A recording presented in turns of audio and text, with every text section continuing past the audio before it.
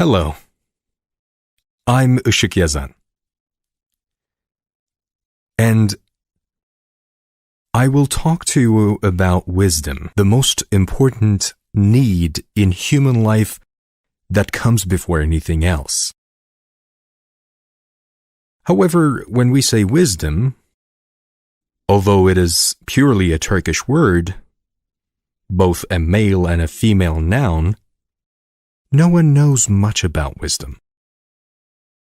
Yes, wisdom. Having said that wisdom is the most important need in life, friends, then what is life and living? Let's start from there. What do you think living is? Is it merely the fact that this body is alive? Otherwise, living is adrift in longings, in troubles, and worries. See, the structure of human creation is exalted in the holy books. What is it called? Man was created in the image of God. It is said that God blew his soul into him. Let's come to science. The scientist has not yet figured out what a human is, so he couldn't figure out his biology.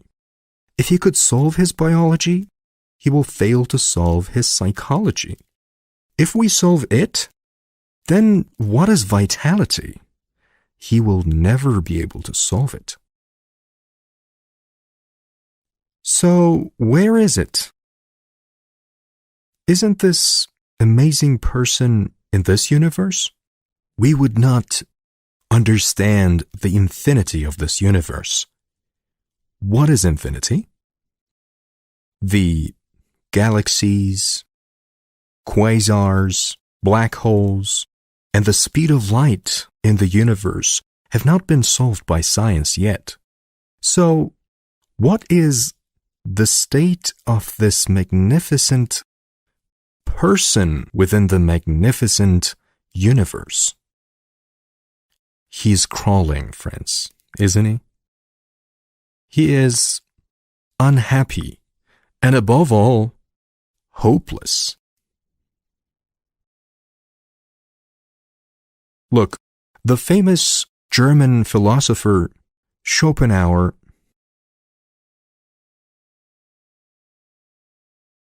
philosophers generally do not believe in God, but he said, if there was a question of talking about a creator, I would like to ask that creator, did you break the silence of that absence, the silence of nothingness, for the sake of this misery? I would like to say you that you can never brag about the work you've created. Yes, then the most important question should be, friends, what is the meaning of this life? See, a 35-year-old young man asked this highly significant questions a lot in 2014. The meaning of life. And it is a very sad incident. A young computer programmer named Mehmet Pişkin, who lived in Ankara, graduated from the Middle East Technical University and had been running his own business successfully for 10 years. Then started questioning the meaning of life. And one day, he left a video message to his friends on Facebook.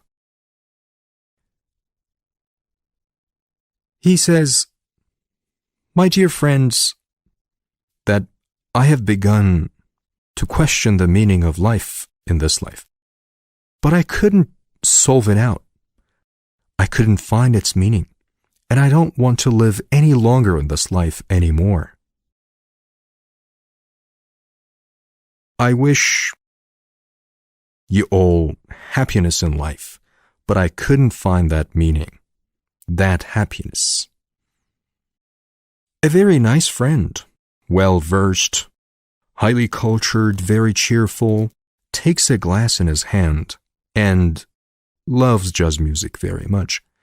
He plays an Ella Fitzgerald song, I wish you all happiness.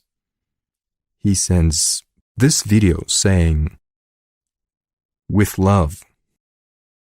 And all his friends are calling immediately. They go to his house. They look at him. He hanged himself. Please do not forget this name. Please look up the name Mehmet Pishkin on YouTube and the video he left, friends. Yes, what is the meaning of this life? Why is man in this world? To work as a contractor? Or to practice his profession? Why? Also, if we don't know what it means to be successful in this life, on what criteria will we base success? Now, open the internet, search for the most successful people in the world in Turkish or English. You usually come across people who have earned the highest amount of money. But when you delve into those lives, when you deeply search, they always have lives full of wrath. You will see it. Friends, what makes this life worth living? In that sense, what is the meaning without which this life is meaningless, a burden to us, and just a life to be endured? That meaning itself is happiness, friends. If there's no happiness in life, this life turns into a burden. It becomes a burden and you bear it. Here, the wisdom is what makes you soar from happiness with no apparent change in your life, and the awareness that makes it possible. It is the realization of experiencing of higher truths. It is just being equipped for achieving awareness, wisdom, and arbitrary bliss. It is a truth that is being, it is a truth that you are aware of and you experience. Wisdom and arbitrary bliss, felt, experienced, and never lost again, is the most important thing, so much so that its absence makes people use violence in many instances, just enough to drive people to suicide, as in Mehmet Pishkin's case that I've just mentioned. The difference between happiness and unhappiness. Yes. Do you think there's anything more important? Being happy. And the most interesting thing is that, friends, they do not know what wisdom is. They do not know what happiness is. And society accepts happiness as a matter of luck. As they say, the Sultan transfers the throne to his daughter and son, but he cannot give them a good fortune. Ask any passerby on the street whether he or she knows what happiness is. He or she would think they know it very well. In other words, ordinary people think that they have everything that will give them amusement and pleasure, and they will experience amusement in the realm of senses, being rich and wealthy, and that this is happiness.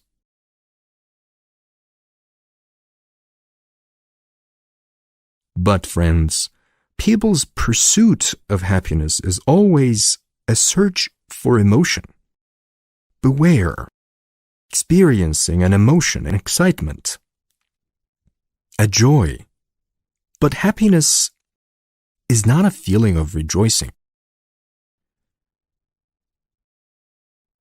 Just a moment ago, I mentioned about the happiness that is not lost and that is arbitrary, about what wisdom brings. Now, no matter what you want most in life, whatever happens, when you get that thing, after a while, you get used to it, right? You get used to it. Then you get bored. Look, in that case, when he or she is full of joy, I do not call it happiness, it's joy. It's this feeling will end after a while. Look, there's a word honeymoon, right? I've never heard of a legit word honey year. Even honeymoon is expressed in months. That is to say, happiness that comes without a reason and gets never lost again.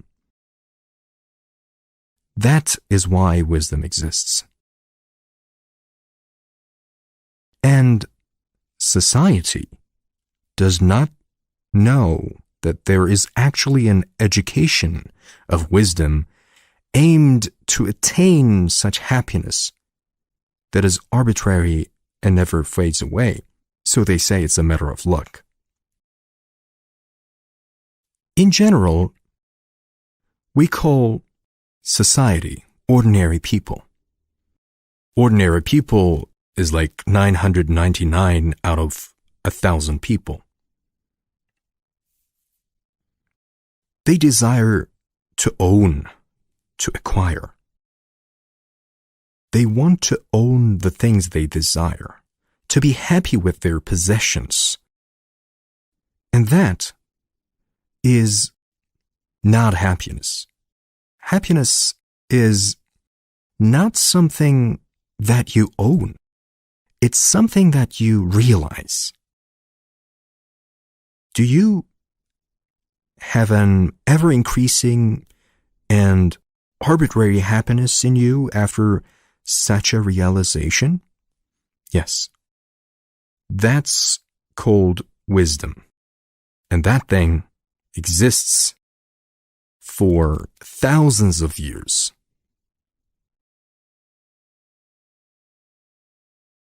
Friends, people are generally unhappy. Being human means being unhappy. Human beings are obliged to be unhappy by nature. On the other hand, that unhappiness is their driving force, because a person cannot stay in a constant state of unhappiness. That unhappiness stings, it irritates them, it scratches.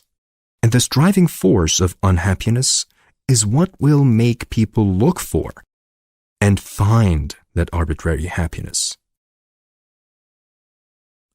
As we said, people are generally unhappy. Now, there is a very important psychologist, an academician, Abraham Maslow. Abraham Maslow is not like other ordinary psychologists or psychiatrists. He says, we are trying to heal people with mental illnesses and turn them into normal unhappy people. However, there are so many peak beings in the world living in eternal joy, though very few in number, whose happiness does not disappear. What kind of psychology is the case here?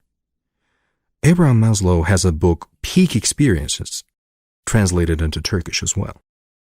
So friends, if these peak beings didn't exist, we have a lot of them in the Anatolia region as well. If those peak beings didn't exist, we would consider this jostling humanity as human. But after we know those peak beings and see their heights like those high mountain peaks, you see that even the people you highly regard are small mounts, right? Yes. What did we say? No matter what a person achieves, after a while, he or she gets used to it, then gets bored, and then he or she gets bored, and a new excitement, a new desire ensues. Why? Because of the need for happiness. So he or she needs for happiness to bring something that will make his or her life enjoyable again. Because people get bored, but animal does not get tired. Look, a sheep eats the same grass every day with the same appetite, so you wouldn't find a gourmet sheep. Likewise, carnivores cannot really get enough of that bloody meat every day with the same appetite. Without asking for a piece of meat marinated and enriched with spices, but people get bored. How does people get bored and they seek? How do they seek? Friends, there is a gene that has been found very recently. It is called metacognition gene. It's in humans. Metacognition means cognition. To know what is beyond. Beyond denotes the search for abstract, the meaningful, the meaning itself. This gene gives human a drive to look for meaning. So, humans will always search for what is beyond due to their biology, psychology, and spirituality. They will seek what will bring them happiness. But according to what? They will search according to their individual level of spiritual maturity. Look, this is very important. No one is seeking. Is no one seeking? Everybody is chasing after their needs, but the seeker is the one who has attained a certain spiritual maturity. And they will discover that truth. To be discovered and seek happiness that will be experienced and never lost again. They will look for it and find eventually. Friends, man is a believing creature. Society has equipped him with beliefs. Believing is mental. That is, you have accumulated everything imposed by your family, society, education, since the day you were born. Believing is a mental accumulation, and even though it is shown as an important value in society, belief is not so valuable. And it can be destroyed quickly. Now, why did I tell you this? A person whose spiritual maturity has reached a certain level is exposed to divine help. Do you know what that help is, friends?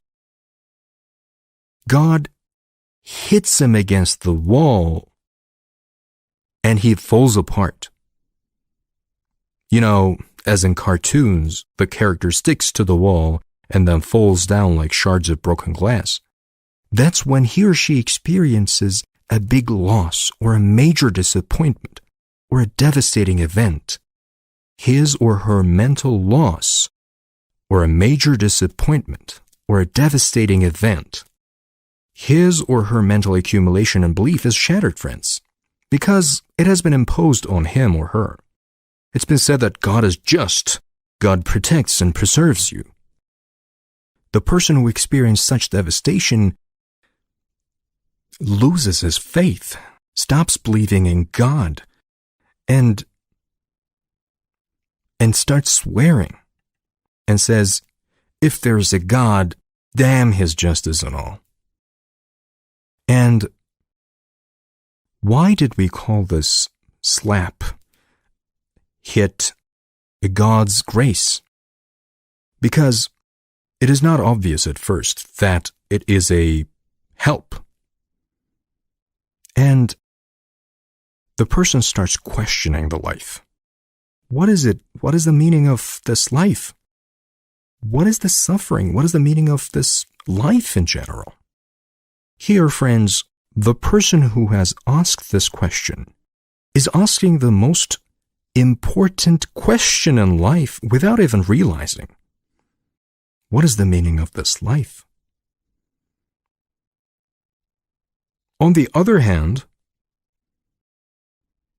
the divine plan that makes a person ask the question by striking a blow will bring her or him before the teacher who will answer the very same question.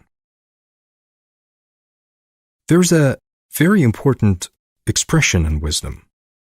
When the student is ready, the teacher shows up.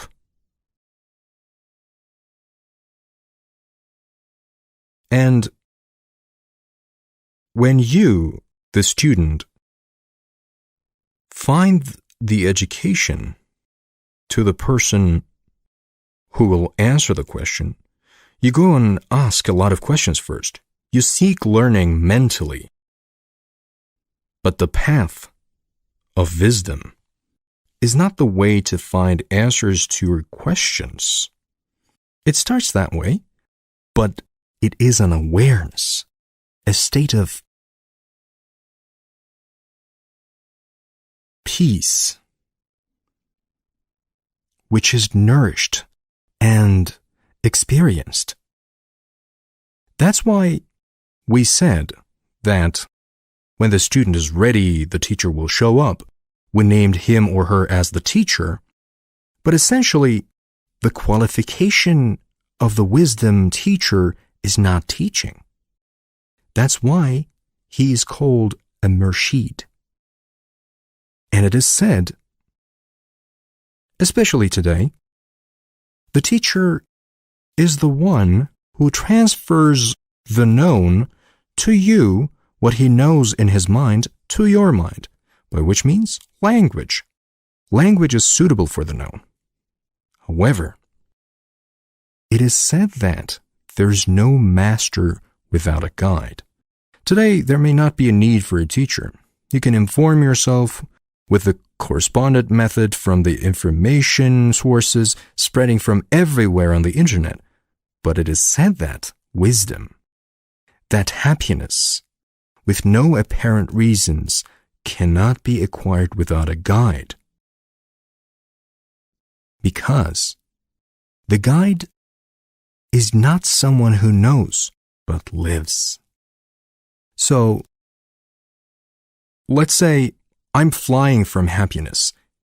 How can I convey my happiness to you? How will I make you fly with happiness? This is a mentor-disciple togetherness. And the way the mentor makes the disciple realize those higher truths intuitively, feel, and live them. For this, it is not a job to be done through the answers to the questions in a language. Because if you ask me 1,000 perfect questions and I give you 1,000 perfect answers, where will we be? We will be still confined in the mind. You cannot be happy with what you know mentally. Happiness is not a matter of mental knowing. Look, erudition is not a matter of knowing. In addition, one cannot be wise with intellectual knowledge through acquisition of knowledge. One cannot be wise by reading a book and reading a spiritual book. There is an education in wisdom, of course, but this is a very different education. And this education, this wisdom, teaching, this different education, master and disciple education, changes you gradually, changes you, and eventually transforms you. Transformation is to begin to experience that wonderful happiness which is irreversible, that cannot be lost. And the symbol of this transformation, this wisdom, is caterpillar, friends. You must have heard. The transformation, the change, we call it metamorphosis. You know, caterpillar is subject to gravity while walking on tree branches like this. Sometimes when the wind blows, it may hoop and fall to the ground. But when it reaches a certain stage of growth, that tiny maggot becomes the size of my finger, then spins a cocoon for itself, and undergoes a transformation inside its cocoon. After coming out of the cocoon, it's a completely different language. It is no longer subject to gravity. It does not fall. It flies away. There is nothing left of that caterpillar and the butterfly.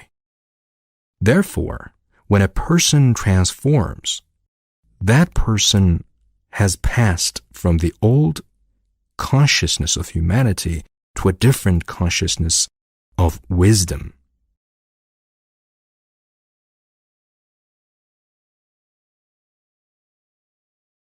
And this surge usually does not happen before the age of 30, 35 in humans. So, it happens. Why? Because there have been many different children for a long time. The indigo children.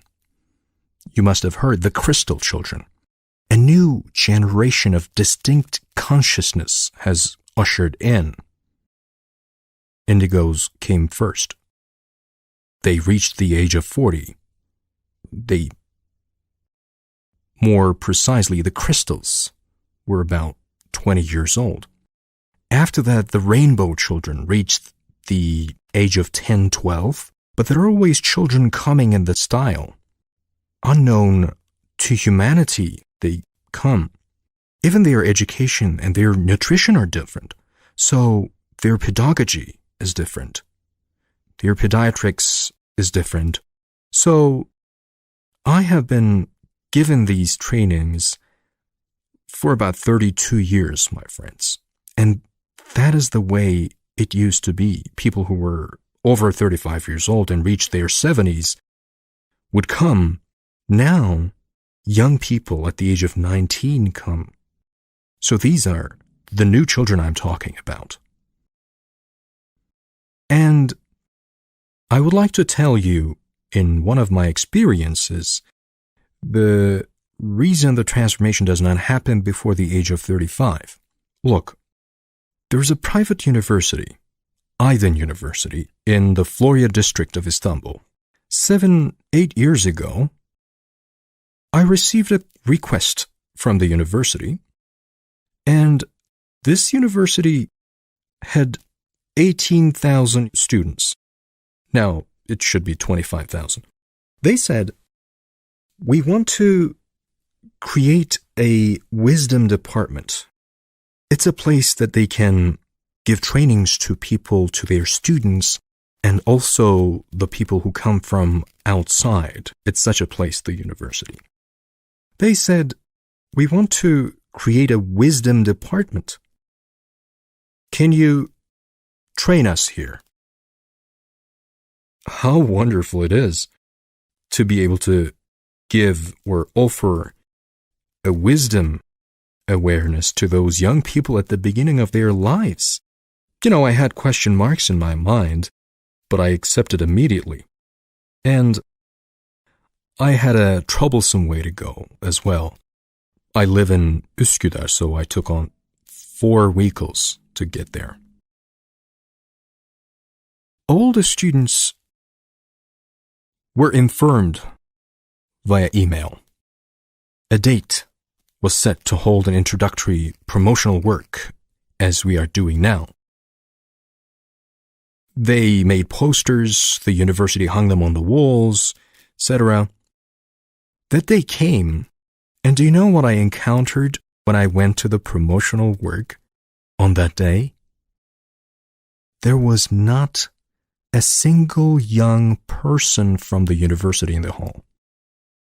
The audience was entirely consisted of people over the age of 35 who came from the outside. So that was the question mark in my head. I anticipated it. Why? Now, think about students who studies at the university and trained in various professions, each one of them, that I should finish the school, get my profession, then find my job, find my wife, reach a certain income, then somehow happiness will automatically come to me. And friends, males think that they serve in the military, establish their job, and find their spouse, and the happiness that they're expecting automatically to come doesn't show up, so they reach the age of 35. After that, the search begins, the questioning begins. Because, happiness does not come with a certain amount of money, a regular work you establish. We said that they are the ones who are aware. Look, if happiness came with what you have, the most important seeker of happiness and the most important chapter of world history would not have been pursuing it in the first place. Do you know who he was? 2,500 years ago, Gautama Buddha, son of the king of India, 29 years old, had such a high standard in the palace that the possibilities were extremely wide. He had 3 palaces, including a winter palace, a summer palace, and a palace to reside during the Indian monsoon. That's a different place. In his harem, he had the most beautiful girls of the land. And this young boy escaped from the palace one night to seek happiness, being afraid that his father would ever allow. And 6 years after the age of 29, at the age of 35, he reached that phenomenon called enlightenment and went through that transformation. So, it's not a matter of possession. It does not come from possibilities. It is not something that comes through learning, a mental acquisition of knowledge. There is no, it's not. There is no mental happiness, guys. See, Sigmund Freud, an expert of the mind who worked on thousands of people in a 40-year period, said that at the point he reached after 40 years, the human mind cannot be happy. No matter what the mind learns and knows, it is not the mind's business. Look, this body, this brain, is a computer. This brain is a hardware. If the body is the hardware, let's use the computer language here a little bit. If the brain is hardware, the program inside the mind is the software. But remember that computer is used by a consciousness. The brain is used by consciousness as well. Consciousness means awareness, which means you, the abstract. You are an awareness. A strange expression that is nowhere to be found, right? So that is the abstract. You are equality, aware and happy. Never mind, let's not go any deeper in there. Now, we have 34 lessons in this education that we call wisdom awareness. Friends, this is not an acquisition of spiritual knowledge. Today, for the last 50 years, there have been centers, books of spiritual knowledge increase in the world.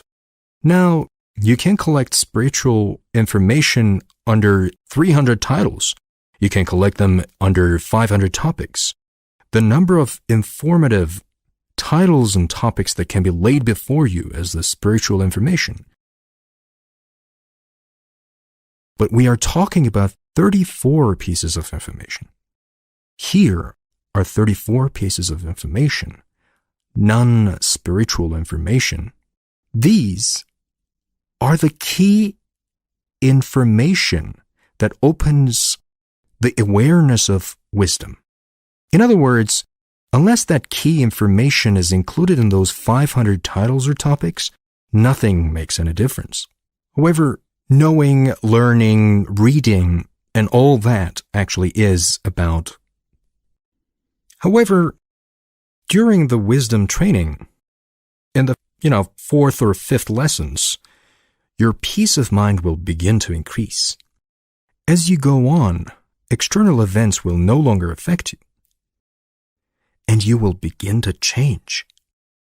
And after these 34 studies, we have another 34 studies that I call mastery. But the wisdom study is the basis of mastery. And within these 34 studies, friends, we learn many things. We will be considered unsuccessful. You will not learn many things. Even after a work is finished, that work will cause many awakenings in you. But if they ask you the next day, what did you do? You will not be able to express what you did. But that awareness, those awarenesses will feed you. Those accumulations will increase gradually. They will change and transform you. However, there's an important point here,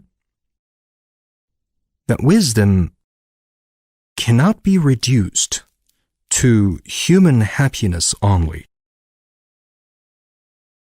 Now, we're talking about happiness, one of the most important needs of human in their lives. But wisdom is the exaltation of human. What does exaltation mean? What does it mean? Becoming a needless person. Look, let me tell you this first. Your shortcomings, your basic shortcomings, have nothing to do with what you don't know, but what you know is the problem. These are the key information about life. You think you know, this life, aren't they? If you tell a person you will realize, what will we realize? After this age, we know what the world is, what life is. What will we realize now? Now, people never know those high truths, friends. Let me give you a few examples. So, we can't really go in very deep in this introduction video. Even those people who have been chasing spiritual information for years, where does the wisdom begin? It begins by discovering the destiny secret. What does that mean? Does a person have a destiny, an unchangeable destiny? Now, destiny is such a secret information that, throughout history, people have been divided into two groups. The first group believes in destiny, and the second questions it. Says, don't be ridiculous, and can't I do whatever I want? Don't you believe in God's word? Don't be ridiculous, can't I do whatever I want? Now, these two groups have clashed with each other whether there is destiny or not. However, wisdom begins when you become aware of the secret that the mind cannot solve if it exists or not. But where does this information exist? In which book can it be found? Which servant of God can tell you about it? Now, after this awareness of destiny, a peace called surrender begins, and there comes peace. Another key piece of information is on supreme laws, on which we have a lesson. What are these supreme laws like? Look, friends, what are the simplest divine laws? They are the laws of physics, aren't they? For example, these glasses, if I throw them on the ground, will they fall? Will they fall if I let them go? If I give them to you, you throw them, will they fall? Yes. So, if somebody in Switzerland or Italy, they let it go, will they fall? Yes. So, regardless of the place or person, it is true, it is valid for everyone. But constantly rising, constantly becoming abstract, such laws exist that when you become aware of these, that law starts working for you. It's not for the person who is unaware. So, the thing that puts the law into effect is the awareness. So what happens then?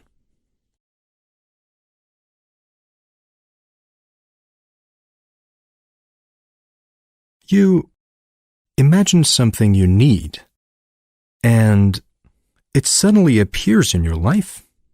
What does it mean? You need something, and that thing comes to you without any effort.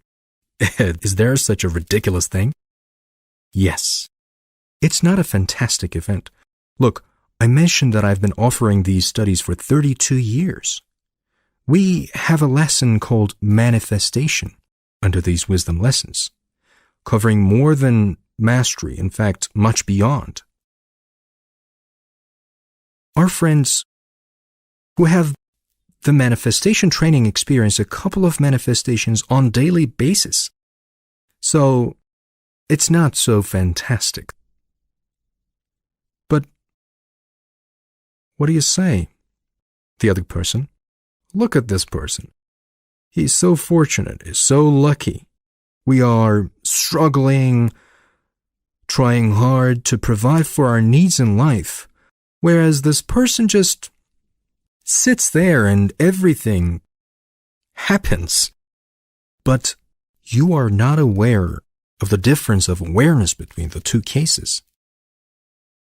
The most important thing is awareness. It's the consciousness.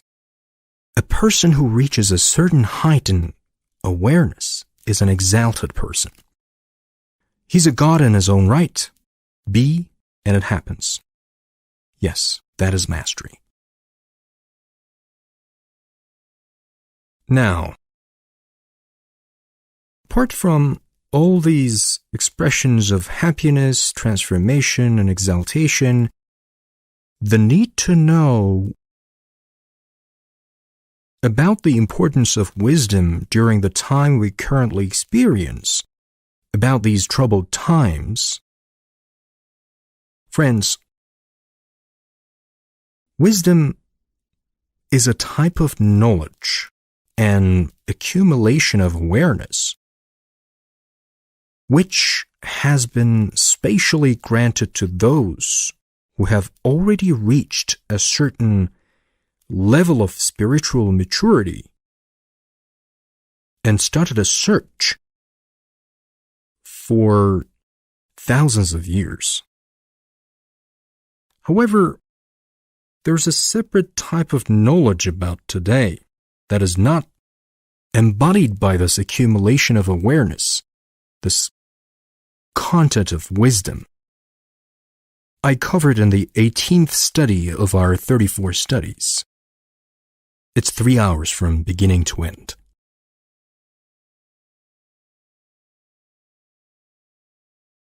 For all those 32 years I've been offering this study, in this study, for all these years, I talked about the days which are yet to come.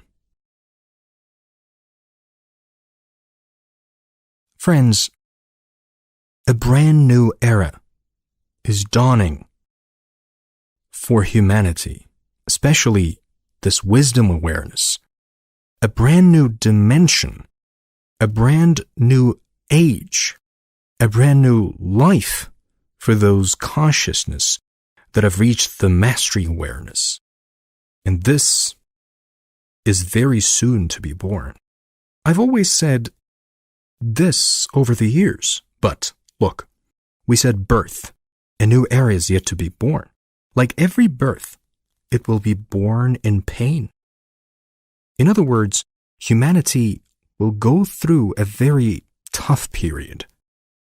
I used to say in the past, I have received a lot of criticism for this, for telling these like a doomsayer.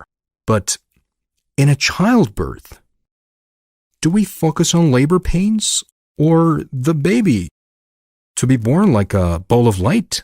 It depends on what you're looking at. So you don't focus on the pain of this job when you focus on the newborn, the brand new one. It's not doomsaying anymore. I've been telling this for years. But now we are going through it. It's been 2 years since its beginning. It's running onto us like train cars, from one calamity to another. But there's a need for a certain awareness that will enable us to be spectators only without being affected by them at all, and an awareness thanks to which We can watch what is going on without losing our peace of mind, the happiness and serenity. Because chaos is basically not knowing what's going on. But if you know what's going on, you know that a child is about to be born from these pains. And if your level of awareness and the superhuman state, the exalted state, does not bring you closer to the stress, just like a manifestation that I've mentioned, then it means you are the unborn child. Now, saying the events that are rolling onto us, when were they first mentioned? They were described in the holy books thousands of years ago. They were also reported drawing on form spiritual knowledge. Nowadays, they are stated in scientific terms. In our 18th lesson I explained, we explain them based on the oldest religious sources, spiritual knowledge, and especially in scientific terms. In the 18th lesson. Now, I want to give you some information on what I call here, spiritual knowledge. What is spiritual knowledge?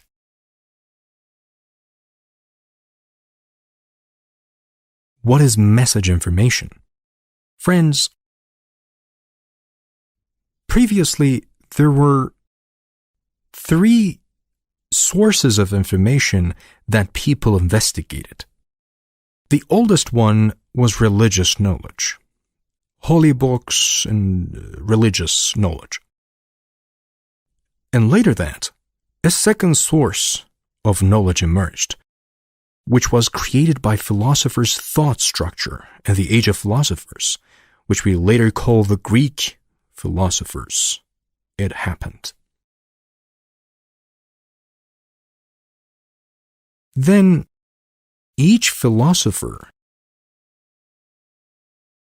focused on a different field. Some focused on nature, some others chose medicine, astronomy, or mathematics. Science was born. It constituted the most important and reliable source of information for human beings. So what was the oldest source of information? Religion, then philosophy, then science. In 1848, that is, in the middle of the 19th century,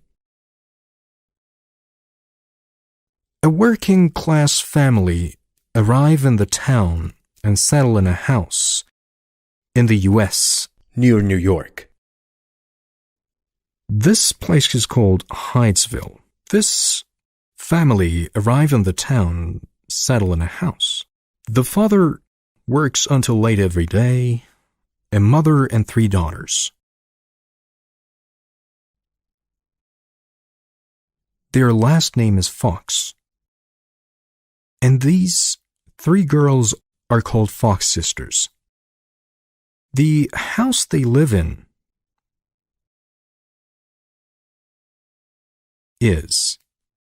there's an expression in Turkish, spook. It's spooky.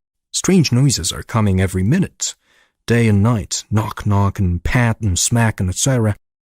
They're scared. They get restless. But they have no other choice. They do not have the means to change their house. These people work from morning to evening. They're workers who barely make a living. So they get used to the noises over time. The mother is very religious, a woman of faith. And she says, there's a disembodied entity seeking to contact us. She even directly addresses the entity, saying, you want to contact us in your disembodied existence. If you want to contact us, tap once more. One more tapping sound. And do you know what happens, friends? From these three sisters, friends, we learn after spiritualism was born that there are some sensitive people called psychic or medium who have a distinct emotional creation thanks to the workings of a special cerebral center. Two of these three sisters, and thanks to them, all those contacts, images, and tumult begin. The little girl starts talking to the entity in her bedroom. It's an invisible presence. She asks, "Tell me, how many is this?" And it answers by tapping. She says, "Mom, it has both ears and eyes because it heard. Tell me how many is this?" And, said what I showed. And she tries to figure out how they can talk to them.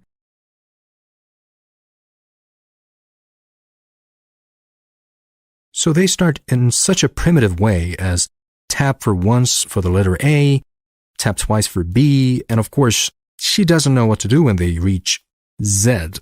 Anyway, a communication between them begins with an alphabet. Then the being says, "I used to stay in this house before you moved." The bandits came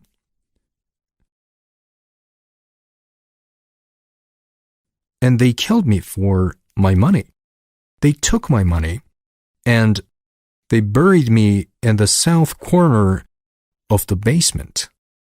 It is a 2-story house with a basement as well. When the woman finds out, when she gets this information, she waits for her husband. When he turns back home in the evening, she says, "This and that happened."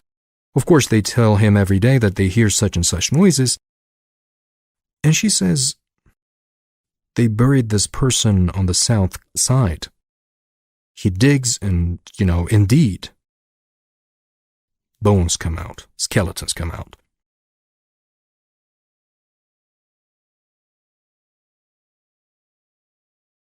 And let me tell you, it is a very enjoyable story. After the incident is heard, and the two sisters start to make groups of people communicate with their dead relatives in the halls, everyone is astonished. Even the church is very disturbed by this event. They are very worried. There are more people who fill the halls than those who frequent the church. Friends, it is a spiritual messaging event. Those messages form humanity's fourth source of knowledge, spiritual information. And it does not remain limited to similar events in America, of course, but spreads to England and from there to France. The England adventure is also interesting. In England, there's a scientist ranked Sir William Crookes. He makes a balloon from glass. They call it the Crookes balloon. He empties the air, some electrical phenomena, etc., has books and other things. He challenges, "Okay, let them come here and I will build an apparatus and see if that psychic can set him right." He makes the apparatus and it writes. The man is shocked. He says, "Probably you've made a mistake." He improves the apparatus and it still writes. And then he gives up. And this Sir William Crookes is a scientist who has greatly contributed to spiritualism.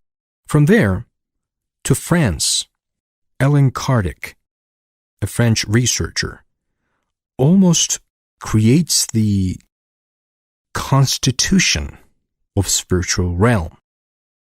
See, the word reincarnation is derived from carnation être in French, meaning entering the flesh. Repeat, reincarnation is French. Whereas in our works you will see that the consciousness of human existence does not enter into this body. But at first, it is expressed as reincarnation, incarnation, entering the body again. But now, it's not. Now, this science, this source of information, emerges as the fourth source of knowledge.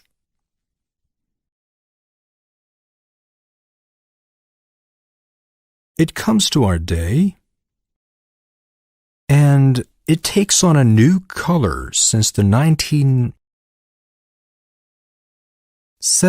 and 80s, this spiritual knowledge. And it starts saying, in the future, after 2000, bad times will be awaiting you, and this world will cease to be the world you know. That's why we bring you knowledge to prepare you.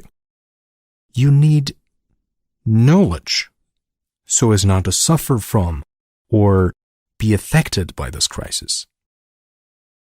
In 1980, we were very young at that time.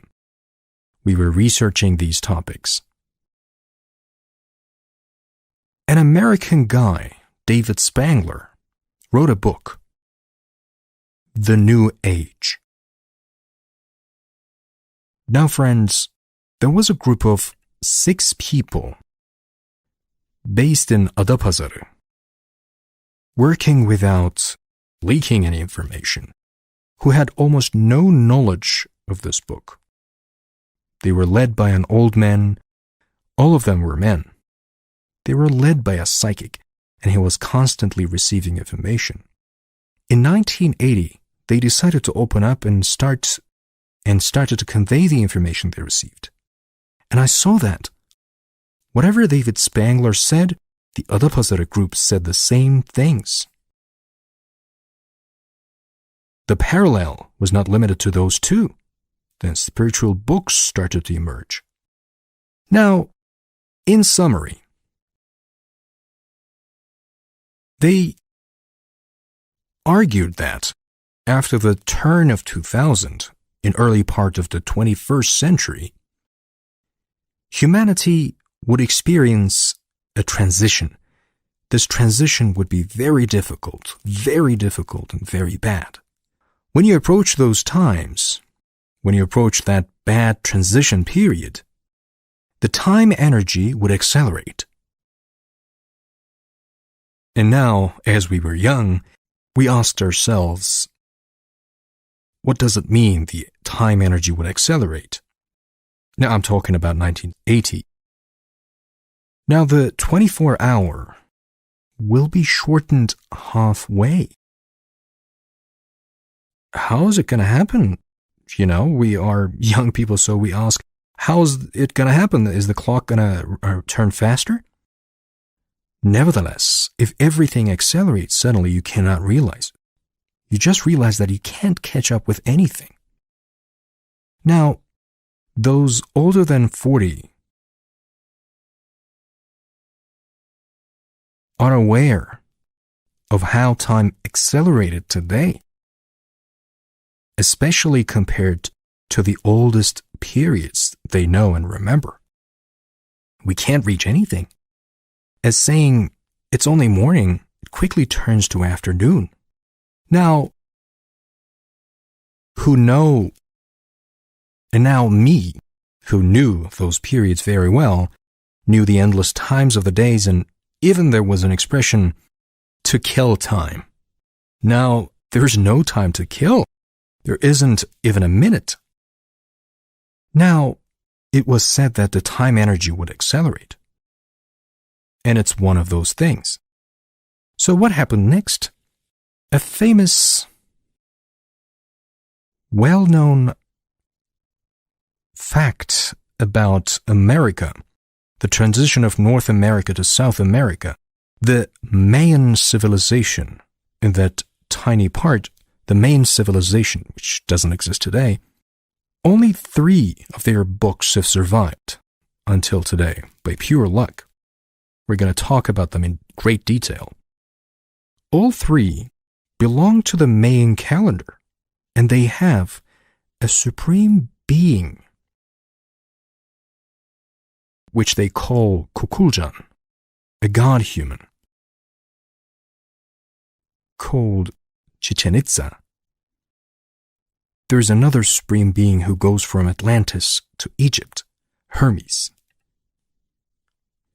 The one who goes to Egypt is Hermes.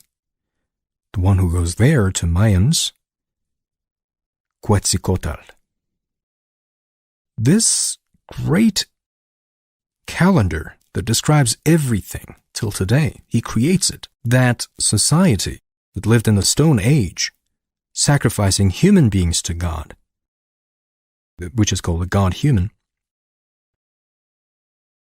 Now, this calendar has been deciphered. Those three codices that have been preserved were solved out in 2000s, right after the year 2000. When the calendar was solved, they said that the Mayan calendar ended on December 21st, 2012. So according to the spiritual report, the current era would end after 2000. I wonder if it is a time or something and people were in panic. And in 2012, I organized a panel about whether humanity would come to an end amidst the panic and rush. We prepared a panel with a few friends. And I raised two arguments in that panel. I said, friends, look, nothing will happen on December 21st, 2012. Why? Because I have two arguments and reasons. One of them is related to an Irish bishop who lived in 1100s, just like Mevlana's, could be an elder brother to Mevlana. He's called Saint Malachy. Saint Malachy. Please search him on the internet as well. He is known as Saint Malachy. He's known as Saint. The man has visions. He has clairvoyance telling what will happen, and everything he says happens. He goes from Ireland to Vatican because of a reason. Maybe he's invited. Something important. And he says in an inn or a hostel, he sees in a vision there one night. And immediately after seeing the vision, he takes up the pen and paper and starts to write down the titles of 112 popes, starting with the pope who invites himself. Look, all the popes, they have their own Eastern names and their titles. These titles are written down, and the list ends at number 112. He rolls it up and carries it like a very important document, prints it, and presents it to the Pope. It says that I got such a vision. And of course, Vatican takes it and stores it in the archives, in the Vatican archives, without sharing anything with the public. And it turns up in the 1500s, the 16th century, for the first time. And it starts to be mentioned everywhere. A new era is coming, particularly in this last period. It has been well discussed by a journalist most recently. The gist of the story is that the papacy ends after the post is held by the 112 names on the list. What do you mean papacy is over? Is it the end of the popes? Christianity is over? Or is it the end of the world? An understanding revolving around the number 112 became rampant to the extent that people started calling the Pope the Doomsday Pope because it would end there. My friends, in that panel I said, nothing's gonna happen.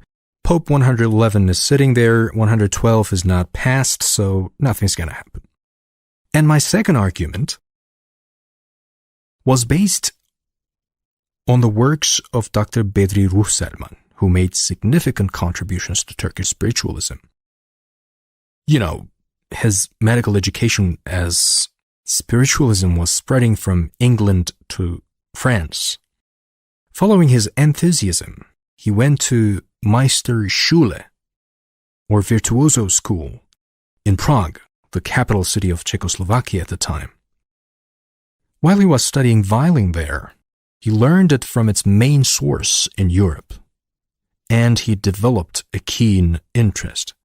And after returning from Prague and completing his medical education, he became Turkey's doyen spiritual teacher.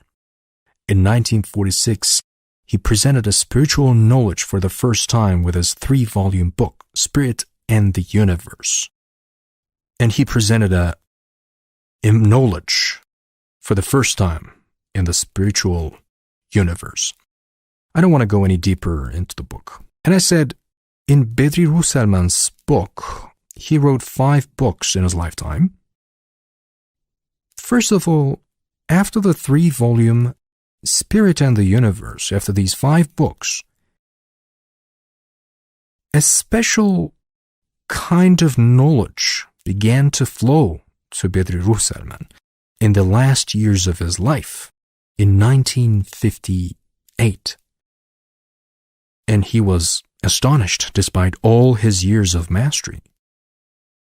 It was committed to writing between 1958 and 59.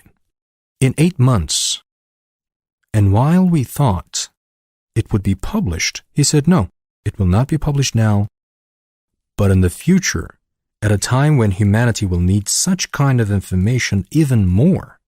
The work was entrusted to a notary public with the names of 3 authorized people. One of them was a young psychic working for him. The other included a 19-year-old who typed the work, and one more person, 2 young people, and an old person. And the old one was not the keeper of the book. Now, during the panel, as a second argument, I said, Bedri Bey wrote such an important book, had such an important book written. The book does not put forward nonsensical arguments on spiritual realm, the divine plan. We expect nothing to happen before this book comes out. This book will be released and play a very important role. I told these 2 arguments, friends, in 2012, after 21st of December in 2012, it was 2013, 10 days later. Oh, nothing happened, and the general morale of people improved. But do you know what happened in the first months of 2013? The 111th Pope resigned suddenly, as if he was the CEO of a private company. No Pope had left by resignation until then. There came the Doomsday Pope, 112th.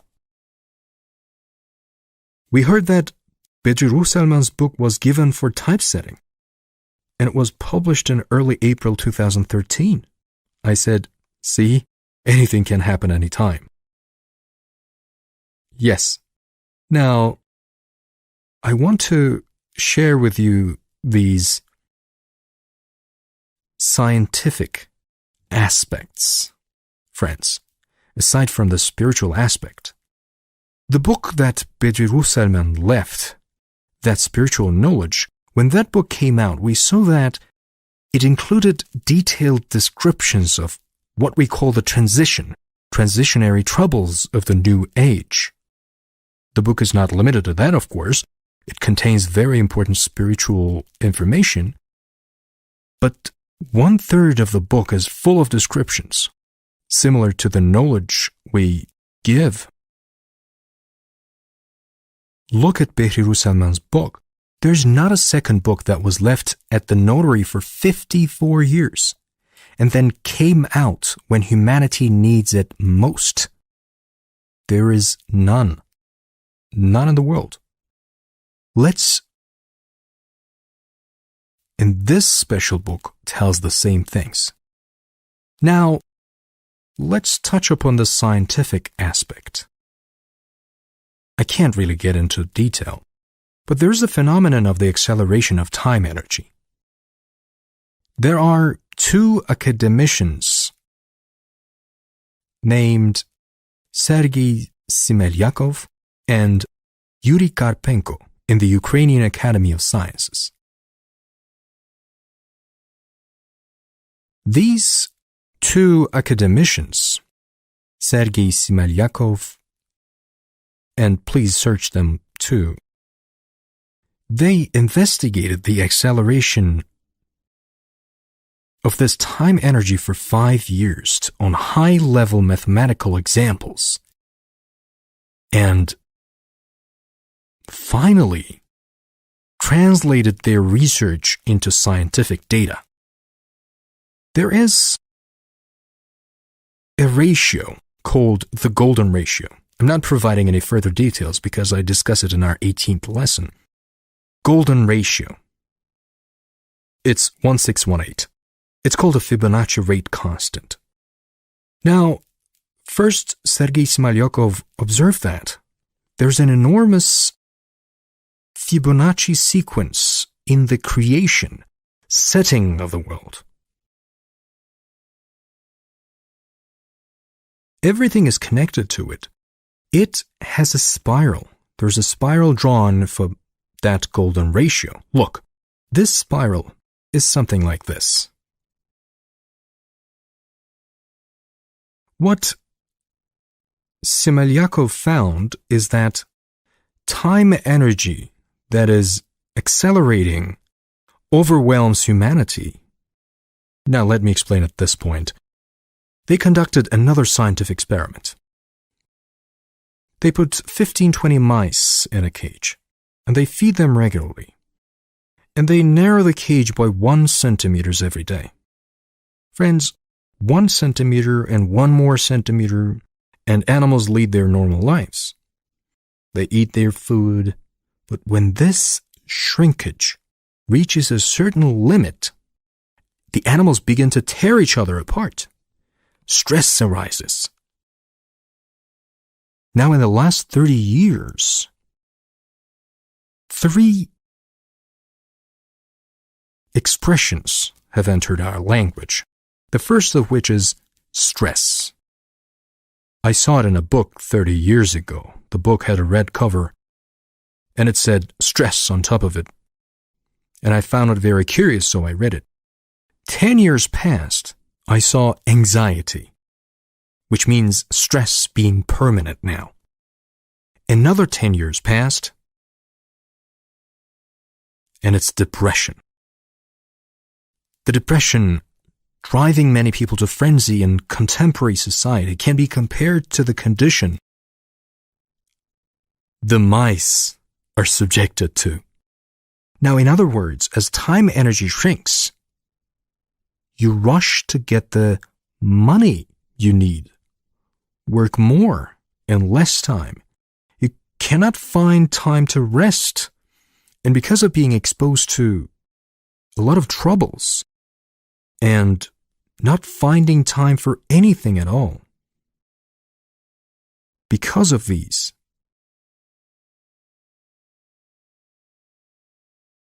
as Smelyakov has concluded after his long and extensive research, time energy here shrinks as this Fibonacci spiral. See how it shrinks. And we have come here, friends. We are here. So it's very close to the center, and that center is very close.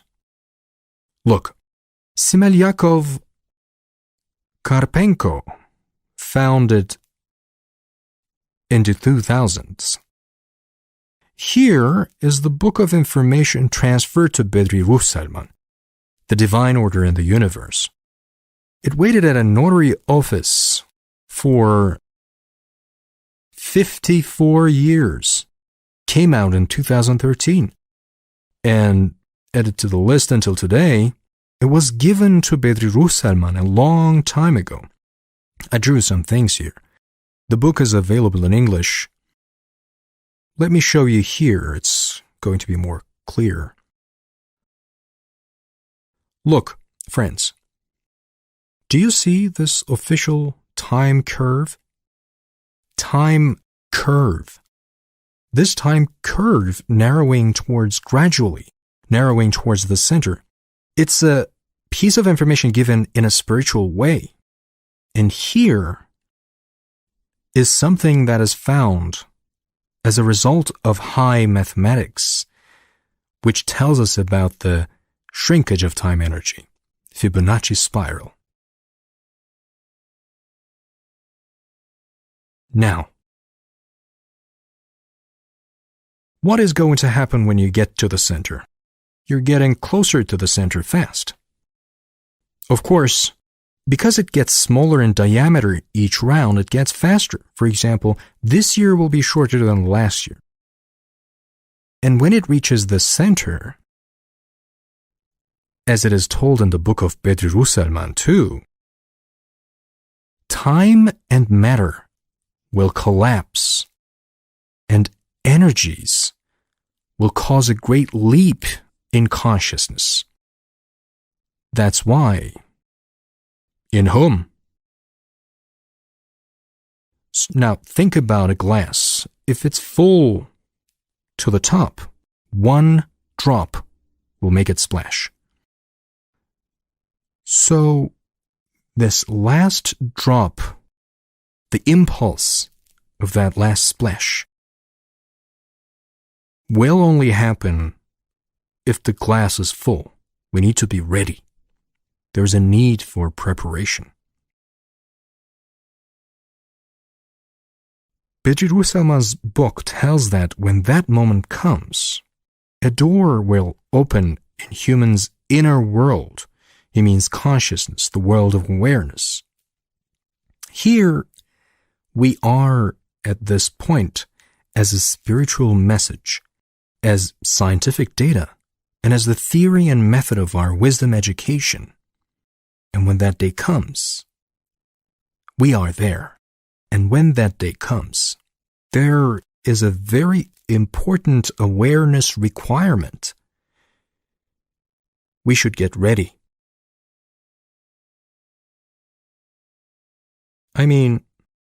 So wisdom education has this very important awareness necessity when we come to the last days of this time acceleration situation.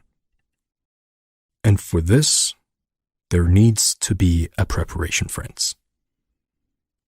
Okay, now I can actually talk about this for 3 more hours, but we need to put the point in one place.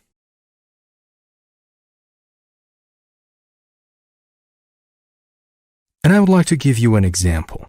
Friends, in consideration of today's scientific and technological development, one can find a very extraordinary device, a tool, on the market any moment, right? A new device can come out and, it makes an extraordinary contribution to your life. You will be amazed. However, at this point, people are so hopeless about the possibility that a device will suddenly appear and transform them in terms of moral happiness and blow them away.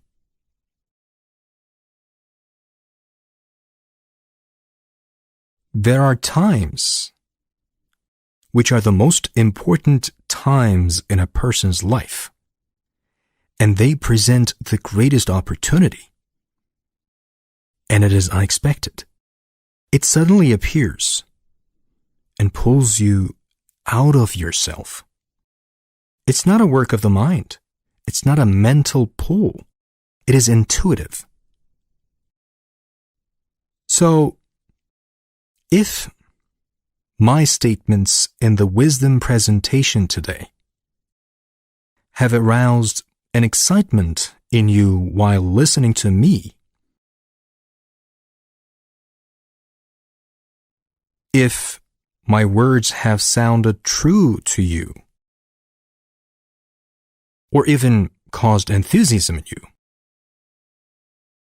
if there is even a single person who has felt a pull to my call to the wisdom school education,